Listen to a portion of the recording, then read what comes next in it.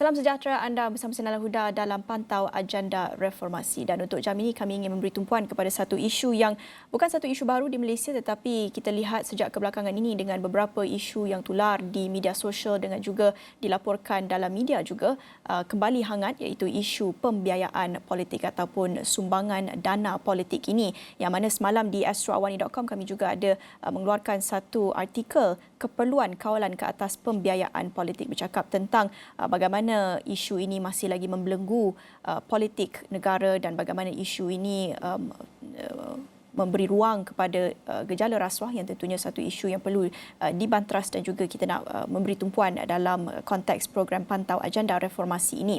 Dan tentunya untuk jam ini kita ingin bincangkan lebih lanjut dengan isu ini, apa bentuk rangka dasar atau undang-undang yang kita ingin melihat untuk menangani isu sumbangan politik ataupun mengawal isu ini dalam memastikan politik negara lebih sihat dan juga bersih daripada isu rasuah. Bersedia bersama saya di studio ketika ini Amirul Munir Muhammad, bekas Ketua Pegawai Eksekutif Electoral Reform Committee atau ERC. Terima kasih Cik Amirul sudi bersama kami di Astroawani membincangkan mengenai dengan isu ini. Kita tahu isu pembiayaan dana politik, sumbangan politik ini bukan satu perkara baharu. Kita tahu itu orang kata hand in hand dengan politik, dan bukan saja di Malaysia tetapi di negara-negara yang dikatakan maju, Amerika Syarikat, isu lobby itu juga satu masalah yang besar. Tetapi kita lihat pasca PRU15 dan juga apabila beberapa isu yang tular baru-baru ini, kita lihat isu pembiayaan dana politik ini kembali hangat, kembali berada dalam agenda.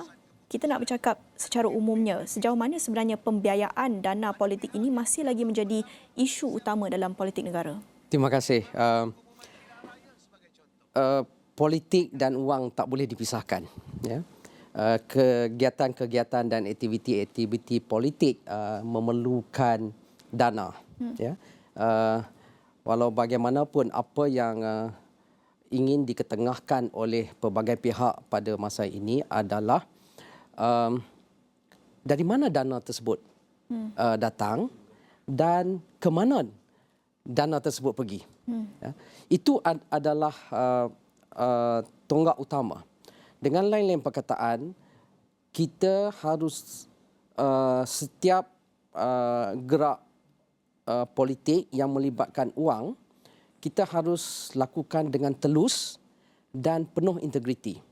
Kerana sekiranya pembiayaan dan kegiatan-kegiatan politik yang melibatkan keuangan tidak dikawaslia dengan jelas, ini akan membukakan ruang kepada unsur-unsur politik dan berbagai unsur-unsur rasuah dan unsur-unsur salah guna kuasa yang boleh mengakibatkan kejatuhan kerajaan dan juga kejatuhan negara. So ini adalah satu aspek yang penting, ya. Kerana politik, kegiatan politik itu kesudahannya adalah untuk membawa kepada kesejahteraan rakyat, tetapi sekiranya kegiatan politik tersebut mengakibatkan kehancuran negara, di manakah kesejahteraan rakyat yang kita ingin capai melalui politik? Ya? Kita tahu pada 2019 ada usaha untuk gubal rang undang-undang mengawal sumbangan politik ini, tetapi pada 2020 terhenti usaha itu, dan sekarang ini kita lihat dihidupkan semula RUU berkaitan dengan sumbangan politik ini yang dikatakan akan dirujuk kepada Jawatankuasa Pilihan Khas Parlimen. Itu salah satu mekanisme. Tetapi kita nak bercakap tentang iltizam politik, kerana akhirnya betul, kita bergantung kepada iltizam politik untuk ketengahkan isu ini. Jadi melihat kepada apa yang telah pun digerakkan oleh kerajaan semasa dan agenda yang diketengahkan oleh kerajaan sekarang ini, sejauh mana Cik Amirul yakin dengan iltizam politik yang kita boleh jangkakan daripada kepimpinan sekarang mengetengahkan isu dana politik? Menarik bagi saya, kerajaan yang ada sekarang ini berteraskan kepada kerajaan reformasi. Ya.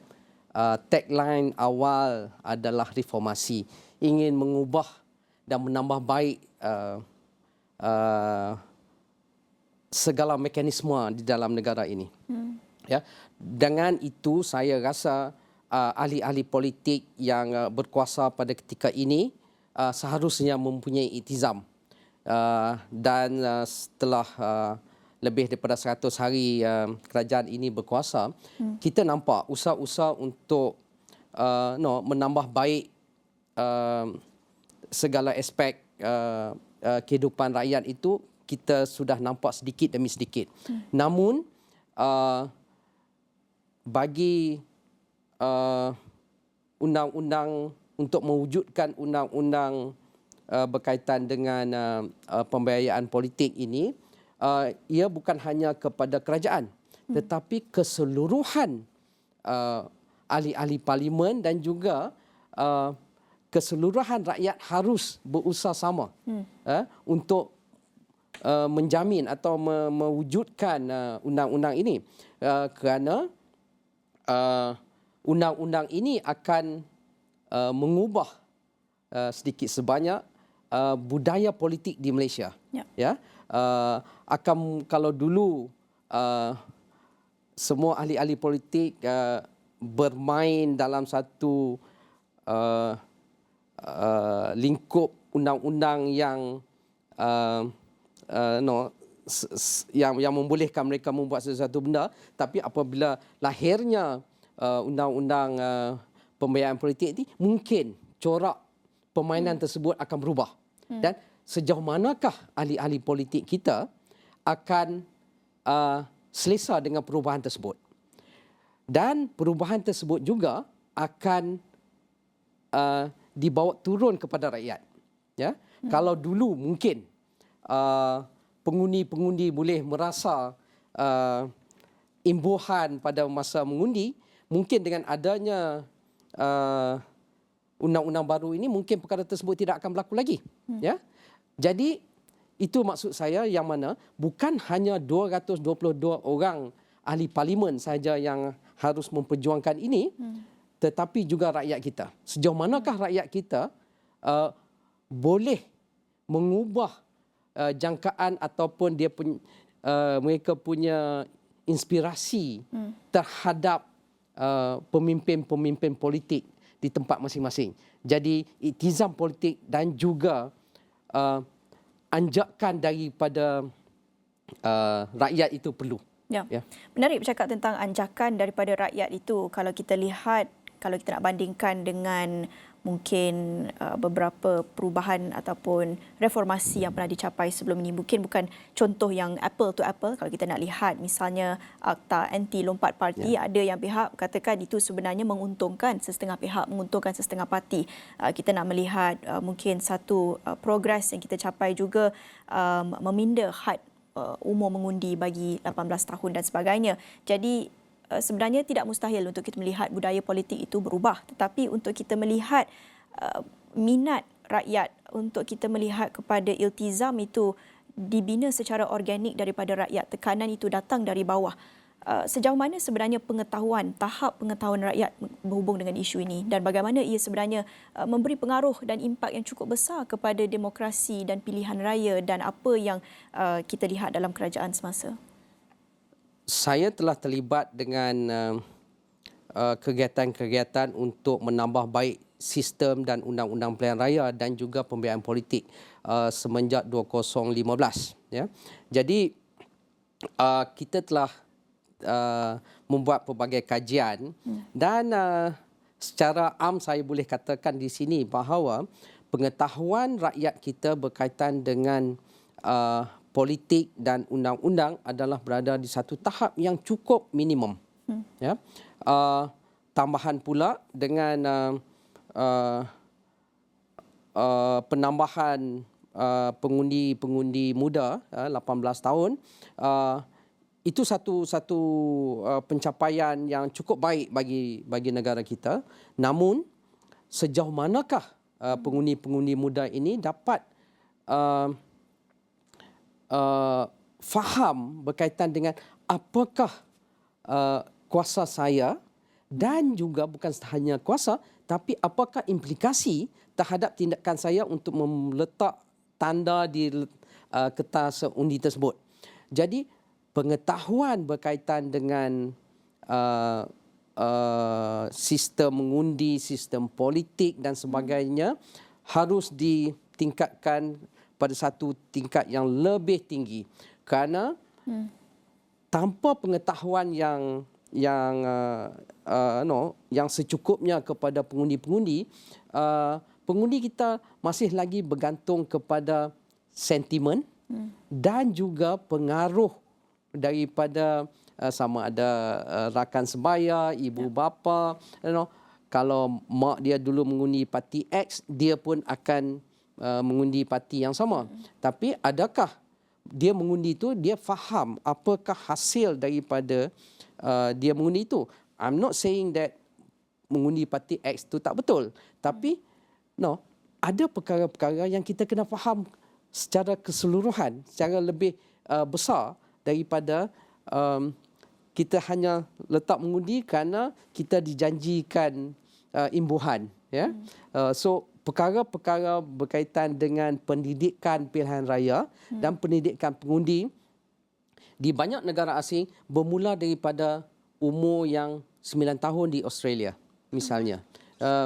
Di New Zealand juga bermula daripada peringkat rendah. Jadi apabila mereka sampai di tahap di mana mereka boleh mengundi, sekurang-kurangnya dia faham. Ya? Kalau saya dan lagi 10,000 rakan-rakan saya undi parti ini dan parti ini akan jadi kerajaan, ini hasilnya. Tapi kita di sini, kita hanya bergantung dengan pendidikan secara informal yang dijalankan kebanyakannya oleh parti-parti politik. Dan pahaman parti lebih tinggi daripada kefahaman mengenai kesejahteraan negara. Ya? Itu pandangan saya. Okay, banyak lagi yang kita nak bincangkan mengenai dengan isu ini. Tentunya saya nak berbalik kepada soal iltizam politik, iltizam ahli politik, pemimpin politik untuk mengetengahkan isu ini. Tetapi tentunya jelas kita lihat dengan adanya RUU untuk mengawal sumbangan politik ini akan merugikan sesetengah pihak. Jadi bagaimana untuk kita mengimbangi perkara itu, kita akan bincangkan selepas ini. Kita akan bergerak seketika kembali selepas ini.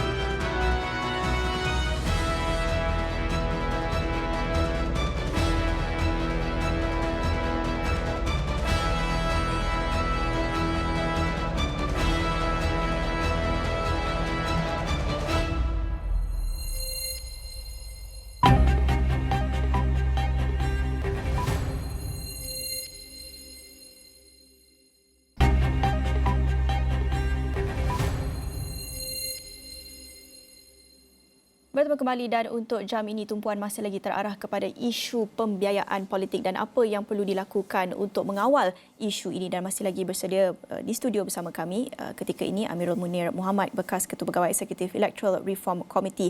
Sebentar tadi kita bincangkan mengenai dengan tentunya keperluan untuk mengawal isu ini, tetapi kita nak bercakap khususnya mengenai dengan rangka undang-undang RUU berkaitan dengan sumbangan politik ini yang dirujuk kepada jawatan kuasa pilihan khas Parlimen dijangka tidak lama lagi. Apa yang perlu ada dalam rangka undang-undang ini? Aspek utama untuk RUU ini adalah aspek berkaitan dengan transparansi ataupun ketelusan pembiayaan politik. Apa yang kita patut ada kalau berdasarkan kepada perbandingan dengan undang-undang di negara-negara lain, apa yang patut ada adalah dari mana sumbangan ataupun dana ini datang, punca dana tersebut. Dan yang keduanya, ke mana dana tersebut pergi. Jadi ini adalah kita tak nak duit ataupun sumbangan-sumbangan dari sumber-sumber yang diragui. Ya, political platform boleh juga menjadi sebagai satu tempat untuk mencuci wang. Ya, dan hasil-hasil daripada pengubahan wang haram juga boleh digunakan di segi politik. Dan apa yang kita nak adalah semua orang boleh sumbang, semua orang boleh terima, tetapi duit yang diterima ataupun sumbangan yang diterima ini bukan hanya duit tapi juga sumbangan-sumbangan yang berbentuk barangan, in kind, siaran TV pada sebagai contohnya juga adalah sumbangan.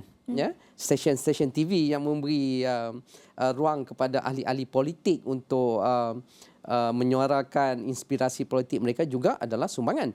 Jadi perkara-perkara ini juga harus diberi pertimbangan ataupun harus dijelaskan kepada rakyat. Ini adalah bagi membolehkan rakyat mendapat gambaran ahli-ahli politik yang menerima sumbangan daripada pihak-pihak tertentu ini tidak dibeli oleh penyumbang-penyumbang mereka. Apa yang kita cuba elak adalah ada orang yang menanam saham ataupun invest, melabur di atas ahli-ahli politik. Masa you nak jadi calon, kami sokong you. Nanti bila you dah jadi pemerintah, then you have to give, you kena bagi kita something lah untuk sumbangan kita dulu. Dan ini yang membuka ahli-ahli politik tersebut, mendedahkan ahli politik tersebut kepada unsur-unsur rasuah. Jadi apa yang kita perlu adalah sekiranya kita menerima wang dalam jumlah yang kalau setakat terima RM5, RM10 macam tu tak payah laporlah. Tapi kalau RM5, RM10 orang bagi, you dapat satu hari RM10,000, RM20,000, you kena penerima tu kena laporkan. Jadi nak lapor kepada siapa? Jadi undang-undang ni juga harus menyediakan satu mekanisme untuk pelaporan. Dan hasil pelaporan ini haruslah dibentangkan kepada rakyat, ya, supaya rakyat ataupun pengundi boleh tahu siapakah penyokong orang ni, siapakah yang menyokong dan apakah dia akan terhutang budi kepada orang ni dan sebagainya. Dan pengundi boleh mengambil kira perkara-perkara tersebut. Jadi mekanismenya satu laporan kena disediakan, siapa yang menerima laporan, siapa yang menilai, siapa yang mengawas dia, apakah penalti sekiranya ada, kena ada penalti. Kalau you tak buat laporan, apa yang akan jadi? Kalau laporan you menyimpang daripada apa yang dinyatakan dalam undang-undang, apa akan jadi? So semua bentuk ini harus ada. Ya, kalau dalam undang-undang sedia ada sekarang ni hanya bergantung kepada fokus kepada pilihan raya. Untuk state election RM100,000, ya, perbelanjaan RM100,000, dan untuk parlimen RM200,000. Tetapi hanya dikenakan, peraturan tersebut dikenakan pada calon dan juga ejen. Ya. Tapi kita tahu parti politik yang menggunakan wang yang lebih. Jadi perbelanjaan oleh parti politik dan juga orang lain tu tak dimasukkan dalam 100,000 dan 200,000 tadi tu. Jadi seolah-olah undang-undang kita ni tak memberi kesan yang keseluruhan. Dan aspek penguasaan undang-undang tersebut juga harus ditekankanlah dalam rang undang-undang yang ada ni. Ya? Tapi tentunya dengan adanya RUU yang mengawal sumbangan politik, yang memaksa pihak-pihak politik ini declare, mengisytiharkan secara terbuka di manakah mereka terima sumbangan politik ini tentunya akan mengubah keseluruhan budaya politik negara, di mana politik ini tidak akan menjadi bisnes lagi, tidak akan menjadi money making machine lagi. Tapi bagaimana untuk kita mengubah naratif atau persepsi bahawa kawalan ke atas pembiayaan politik ini bukan akan merugikan politik, mungkin akan merugikan setengah ahli politik yang bergantung kepada sumbangan politik itu, tetapi in the long run dan in the bigger picture itu kita akan dapat lihat politik yang lebih adil, level playing field untuk kesemua ahli politik, yang bukan sahaja mereka yang bergantung dan mempunyai sokongan daripada penyumbang-penyumbang besar, tetapi bagi ahli politik yang mungkin tidak mempunyai sokongan ini, kita akan melihat satu arena permainan politik yang lebih adil, ada level playing field bagi semua ahli politik. Betul. Ideally, secara idealnya, semua calon dan juga semua parti politik harus bertanding di atas satu dataran yang sama rata. Tapi realitinya tidak. Ya. Apa yang kita ingin lihat adalah politik bukannya dijadi satu mekanisme untuk untuk menjadi kaya. Ya. Di monetization of politik itu yang kita cuba elakkan. Kita tak nak orang sertai politik untuk jadi kaya. Ya. Ataupun orang dah kaya masuk jadi ahli politik kerana nak mendapat kuasa untuk menjadi lebih kaya. Ya. Di mana macam saya katakan dalam artikel yang saya Nurul cakap tadi itu adalah kita nak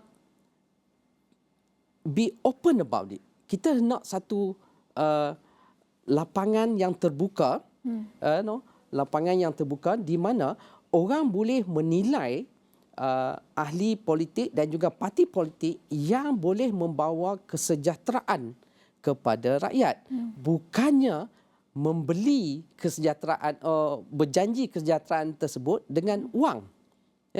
Kerana wang boleh datang dari mana-mana dan juga wang tersebut mungkin tak sampai kepada rakyat kita. Jadi itulah yang kita kena cuba wujudkan dengan adanya rang undang-undang yang insya-Allah akan sampai di parlimen dalam masa terdekat. Cik Amirul sudah lama memerhati isu ini daripada dahulu lagi di Electoral Reform Committee. Mungkin jauh untuk kita bandingkan dan ekstrim untuk kita bandingkan dengan contoh di Amerika Syarikat, tetapi kita tahu di sana isu lobbying itu satu perkara yang besar, tetapi juga dibuat secara terbuka. Kita tahu antara industri yang menjadi penyumbang terbesar antaranya industri senjata, industri ketenteraan, industri penjara dan juga pharmaceutical dan perubatan. Dalam pemerhatian Cik Amirul sendiri, kalau boleh kongsikan, kalau melihat kepada penyumbang-penyumbang terbesar di Malaysia ini, mungkin kalau kita nak bercakap tentang tahap pengetahuan rakyat, mungkin ramai antara kita yang tidak tahu sebenarnya. Tetapi kalau di Malaysia pula bagaimana? Di manakah sebenarnya penyumbang-penyumbang terbesar ini dan dari industri mana dan bagaimana ia memberi impak kepada pentadbiran negara? Kalau nak dikatakan secara detail, saya tak boleh nak nyatakan secara detail. Tapi apa yang kita boleh lihat adalah di Malaysia ini terdapat banyak syarikat-syarikat berkaitan kerajaan, ya, di mana syarikat-syarikat ini menjalankan perniagaan seperti syarikat biasa, namun dividen daripada syarikat ini dipulangkan kepada kerajaan kerana kerajaan adalah pemegang saham syarikat-syarikat tersebut. Dan aktiviti-aktiviti yang dijalankan oleh syarikat-syarikat JLC ini kita nampak boleh menguntungkan parti-parti politik, terutama parti politik memerintah.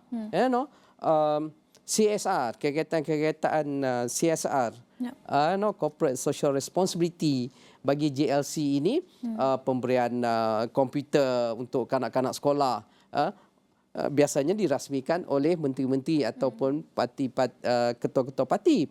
Jadi dari sinilah yang kita boleh